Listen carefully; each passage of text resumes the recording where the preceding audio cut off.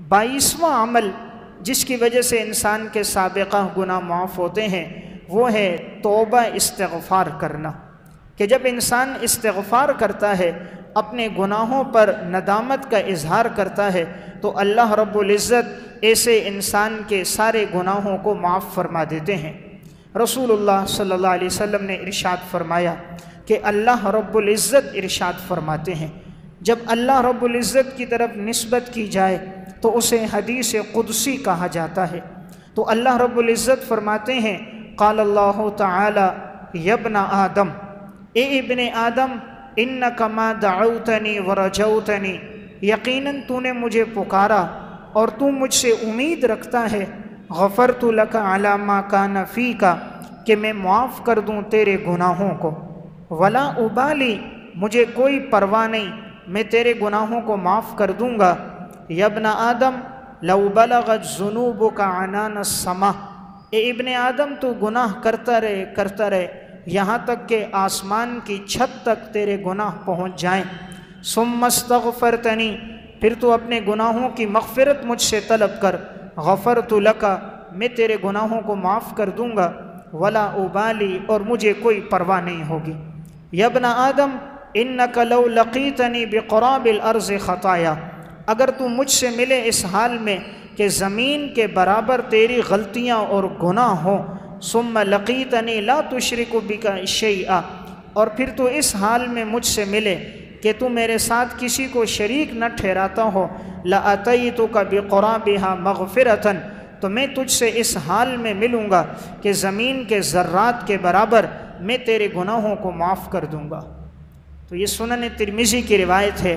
تو ایک عمل جس سے انسان کے گناہ معاف ہوتے ہیں وہ ہے اپنے گناہوں پر ندامت کے آنسو بہانا، کہ اس حدیث میں اللہ رب العزت فرماتے ہیں کہ ابن آدم، اگر تیرے گناہ آسمان کی چھت تک پہنچ جائیں، اول تو کسی کے اتنے گناہ نہیں ہوں گے کہ وہ گناہ کرتے کرتے آسمان تک گناہ پہنچا دے، تو فرمایا اگر اتنے گناہ ہوں اور تو ندامت کے 2 آنسو اللہ کے سامنے بہا دے، اللہ رب العزت فرماتے ہیں مجھے کوئی پرواہ نہیں، میں تیرے سارے گناہوں کو معاف کر دوں گا۔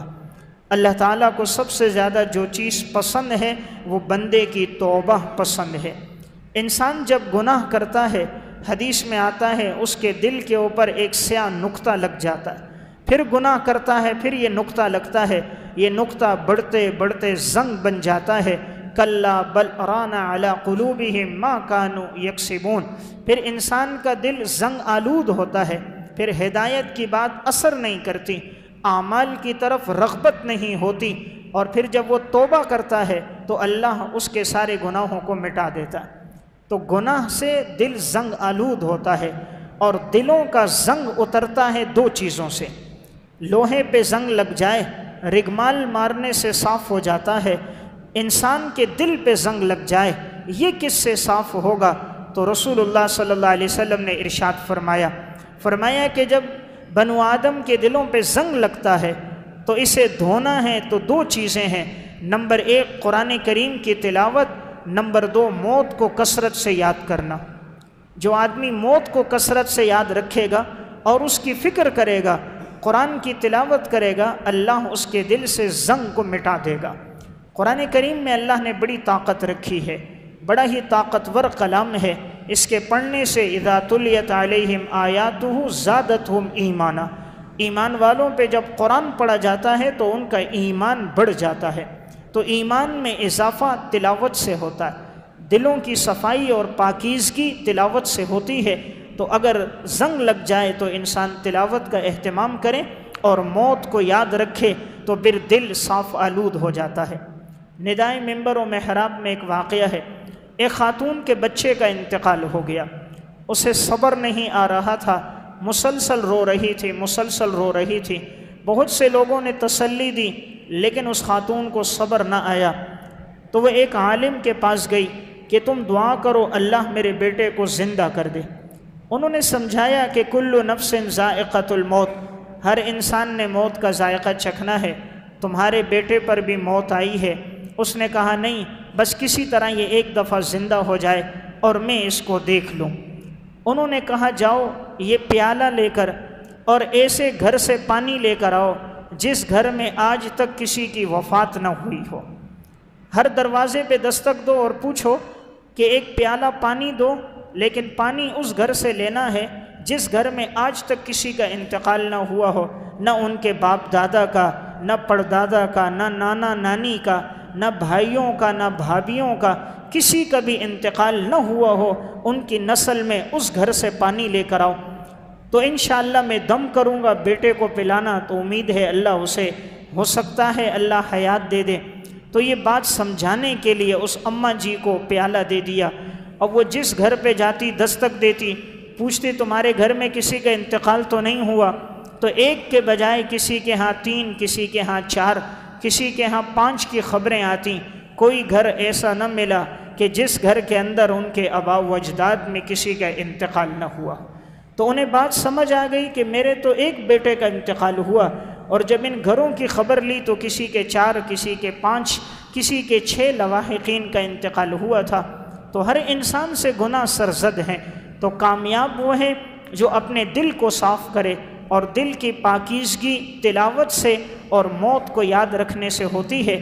انسان جب تھوڑی دیر یہ سوچتا ہے کہ میں نے اس جگہ پہ جا کے ٹھہرنا ہے جہاں کل 6 فٹ زیادہ سے زیادہ لمبائی ہے، 2 فٹ زیادہ سے زیادہ چوڑائی ہے، وہ جگہ انسان کا ٹھکانہ ہے۔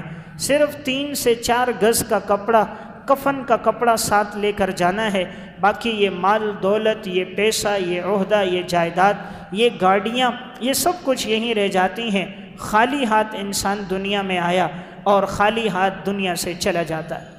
عالمگیر بادشاہ کا جب انتقال ہوا، انہوں نے کہا تھا میرے ہاتھوں کو میرے کفن سے باہر نکال دینا اور سوراخ کرنا محل کی دیوار میں، یہاں سے میری لاش کو باہر نکالنا، تاکہ لوگوں کو پتہ چل جائے آج ہندوستان کا بادشاہ خالی ہاتھ دنیا سے جا رہا ہے۔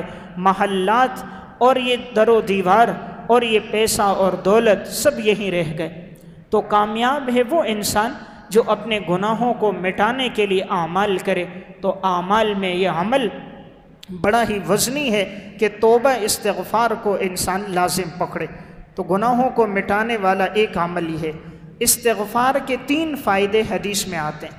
پہلا فائدہ، من لزم الاستغفار جعل اللہ لہ من کل ضیق مخرجا، جو استغفار کو لازم پکڑے گا اللہ ہر تنگی سے اس کو نکال دے گا۔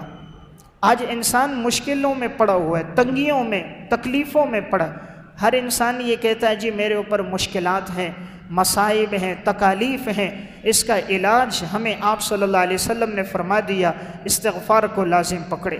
دوسرا فائدہ، وَمِن كُلِّ هَمٍّ فَرَجًا، اللہ ہر تکلیف سے نکلنے کا راستہ اس کے لیے بنا دے گا۔ جتنی مصیبتوں میں انسان پھنسا ہے ان مصیبتوں سے نکلنے کا راستہ استغفار ہے۔ نمبر 3، وَرَزَقَهُ مِنْ حَيْثُ لَا يَحْتَسِبُ، اللہ وہاں سے رزق دے گا جہاں انسان کا وہم اور گمان بھی نہیں ہوگا۔ آج رزق کے بارے میں انسان پریشان ہے، استغفار کو جو آدمی معمولات میں لائے گا اللہ اس کے رزق میں برکت دے گا۔